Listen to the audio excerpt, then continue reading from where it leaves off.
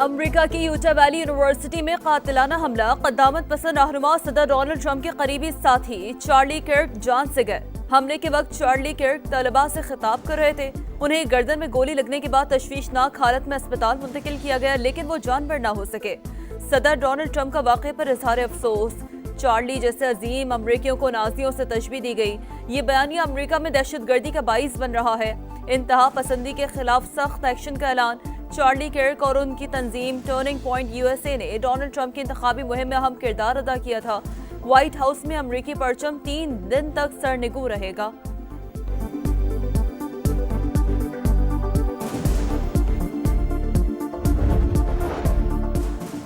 F B آئی کا حملے میں ملوث شخص کو گرفتار کرنے کا دعویٰ، شناخت ظاہر نہیں کی۔ حکام کے مطابق دوسرے حملہ آور سے متعلق کوئی شواہد نہیں ملے۔ فائرنگ 200 یارڈ کے فاصلے پر واقع عمارت سے کی گئی۔ گورنر یوٹا نے واقعے کو سیاسی قتل قرار دے دیا۔ کہا امریکہ میں تشدد کی کوئی جگہ نہیں، ذمہ داروں کو انصاف کے کٹہرے میں لایا جائے گا۔ عینی شاہدین نے کہا ہے چارلی کرک ٹرانسجینڈر سے متعلق تقریر کر رہے تھے۔ حملے کے بعد بھگدڑ مچ گئی، لوگ ادھر ادھر بھاگنے لگے۔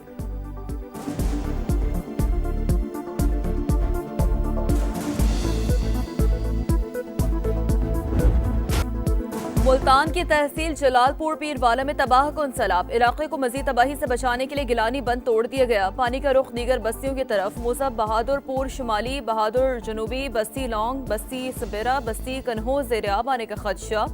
عوام سے علاقے خالی کرنے کی اپیل۔ سینئر وزیر مریم اورنگزیب کا بستی بہارا کے قریب شگاف پر کرنے کا جائزہ، کام جلد مکمل کرنے کی ہدایت۔ دریائے چناب میں ہیڈ پنجنت پر پانی کے بہاؤ میں مسلسل اضافہ، 6,63,000 کیوسک تک جا پہنچا۔ علی پور خطرے میں، سید پور کے مزید علاقے ریلے کی زد میں آ گئے۔ دریائے ستلج پر گندا سنگھ والا، ہیڈ سلیمان کے اور ہیڈ اسلام پر بھی اونچے درجے کا سیلاب۔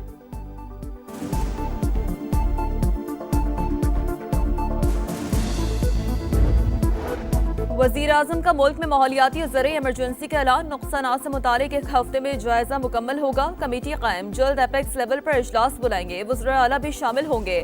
تفصیلی بحث کے بعد پالیسی بنائی جائے گی۔ وفاق اپنا کردار ادا کرے گا، صوبے بھی اپنا حصہ ڈالیں گے۔ ماحولیاتی تبدیلیوں سے تنہا نہیں نمٹ سکتے، عالمی برادری کو بھی میدان میں آنا ہوگا۔ شہباز شریف کا کابینہ اجلاس سے خطاب، کہا سیلاب نے پنجاب، خیبر پختونخوا اور گلگت میں تباہی مچائی، یہ سب ماحولیاتی تبدیلیوں کے نتائج ہیں۔ پانی کا بہاؤ کم ہو گیا، دعا ہے سندھ میں نقصان نہ ہو۔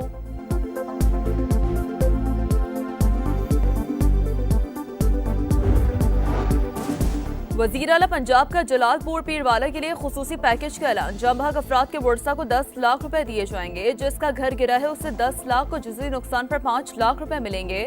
ہلاک جانوروں کا بھی معاوضہ دیا جائے گا۔ ملتان اور جلال پور پیر والا کا فضائی جائزہ، متاثرین سے ملی، خواتین کو گلے لگا کر حوصلہ بڑھایا، کھانا تقسیم کیا۔ جلال پور پیر والا کے اطراف 8 کلومیٹر طویل بند بنانے کا اعلان، کہا بدترین سیلاب بڑا چیلنج، مگر عوام کے جان و مال اور بحالی پر کوئی سمجھوتا نہیں ہوگا۔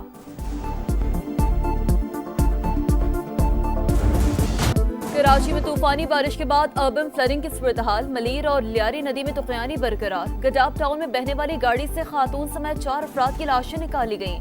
کورنگی ندی میں پھنسے 2 افراد ریسکیو۔ سادی ٹاؤن اور سادی گارڈن میں اب بھی پانی موجود۔ سرجانی میں صورتحال بدتر، گلیاں اور سڑکیں پانی پانی۔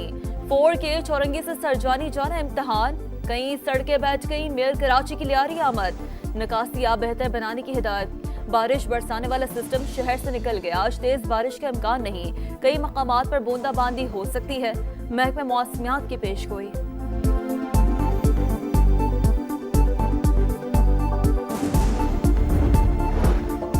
شاہراہ بھٹو کا بارش میں بہہ جانا کرپشن کی بدترین مثال، خالد مقبول صدیقی کی سندھ حکومت پر شدید تنقید۔ اپوزیشن لیڈر علی خورشیدی کی شاہراہ بھٹو آمد، بولے صوبائی حکومت نے اسپل ویز پر مٹی ڈال کر عوام کے اربوں روپے برباد کر دیے۔ وزیر اعلیٰ مراد علی شاہ کا متاثرہ مقام کا دورہ، اپوزیشن کی تنقید مسترد کر دی، کہا شاہراہ بھٹو بالکل ٹھیک ہے، صرف زیر تعمیر حصے میں شگاف پڑا، اپوزیشن مدد نہیں کر سکتی تو افواہیں پھیلا کر لوگوں کو پریشان نہ کرے۔ دریا سندھ میں پانی کی سطح میں اضافہ، راجن پور کے نشیبی علاقے زیر آب، بڑے سیلابی ریلے سے پہلے ہی کنکوٹ میں متعدد دیہات ڈوب گئے۔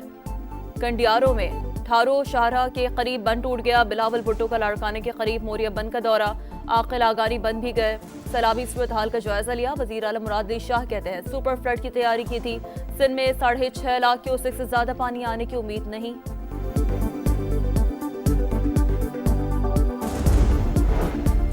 افواج پاکستان کے خلاف زہریلا پروپیگنڈا ناقابل برداشت، کچھ لوگ سوشل میڈیا پر اداروں کو نشانہ بنا رہے ہیں، دہشت گردی اور فتنہ پھیلانے والوں کی نشاندہی کر کے سر کچلنا ہوگا۔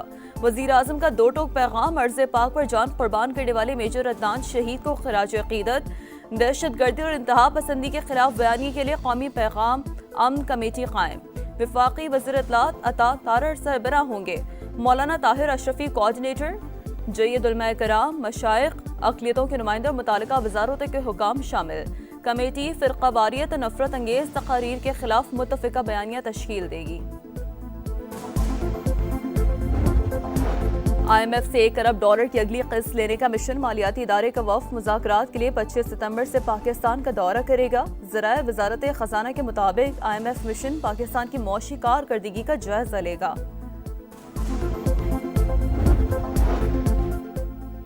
قطر پر حملہ کیوں کیا؟ امریکی صدر اور اسرائیلی وزیر اعظم کے درمیان گرما گرمی۔ وال اسٹریٹ جرنل کے مطابق ڈونلڈ ٹرمپ نے کہا حماس کے سیاسی رہنماؤں کو نشانہ بنانے کا فیصلہ دانشمندانہ نہیں تھا۔ نیتن یاہو کی ہٹ دھرمی، قطر پر مزید حملوں کی دھمکی دے دی، کہا حماس رہنماؤں کو ملک سے نکالیں یا ہم خود نمٹیں گے۔ قطر نے مذاکرات میں وقت ضائع کیا، اب کارروائی کا وقت ہے۔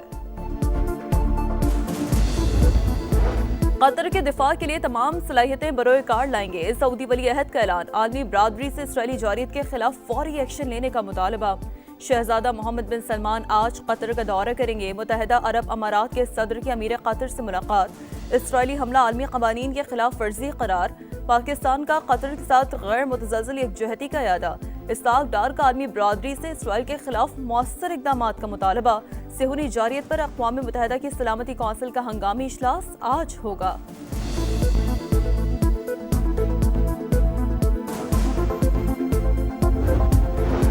صہیونی فوجی غزہ میں دہشت گردی جاری، مزید 2 عمارتیں تباہ، مسجد پر بھی ڈرون حملہ۔ خان یونس اور رفح پر میزائلوں کی برسات، 24 گھنٹوں میں 60 شہادتیں۔ غزائی قلعہ سے مزید 5 افراد شہید، یمن پر بھی ایک اور حملہ، 35 افراد جاں بحق، 131 زخمی۔ صنعاء میں وزارت دفاع کی عمارت، فوجی کیمپوں اور ایندھن کے ذخائر کو نشانہ بنایا گیا۔ غزہ کا محاصرہ توڑنے اور امداد پہنچانے کا مشن، خراب موسم سمود فلوٹیلا کی راہ میں رکاوٹ بن گیا۔ تیونس سے روانگی کا تاخیر کا شکار۔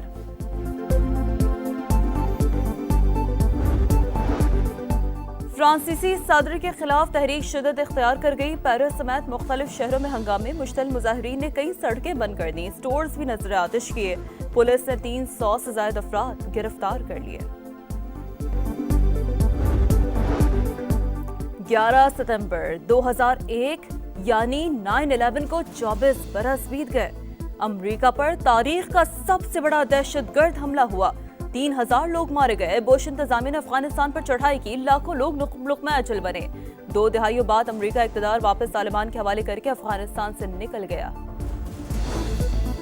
سانحہ بلدیہ فیکٹری کو 13 برس بیت گئے۔ فیکٹری میں لگنے والی آگ نے جیتے جاگتے 259 افراد کو ہمیشہ کی نیند سلا دیا۔ متاثرین آج بھی انصاف کے منتظر، کہتے ہیں پیاروں کی یاد روز آنکھیں نم کر دیتی ہیں، مالی امداد کے وعدے بھی آج تک پورے نہ ہوئے۔ بانی پاکستان کا 77واں یوم وفات، قائد اعظم محمد علی جناح کی ولولہ انگیز قیادت میں مسلمانان ہند نے الگ وطن حاصل کیا۔ قیام پاکستان کے بعد قائد اعظم پہلے گورنر جنرل بنے اور 11 ستمبر 1948 میں وفات تک اس عہدے پر فائز رہے۔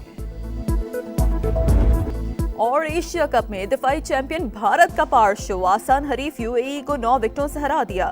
58 رنز کا ہدف 4.3 اوورز میں پورا کیا۔ کلدیپ یادو نے 7 رنز دے کر 4 وکٹیں لی۔ ایونٹ میں آج بنگلہ دیش اور ہانگ کانگ کی ٹیمیں ٹکرائیں گی۔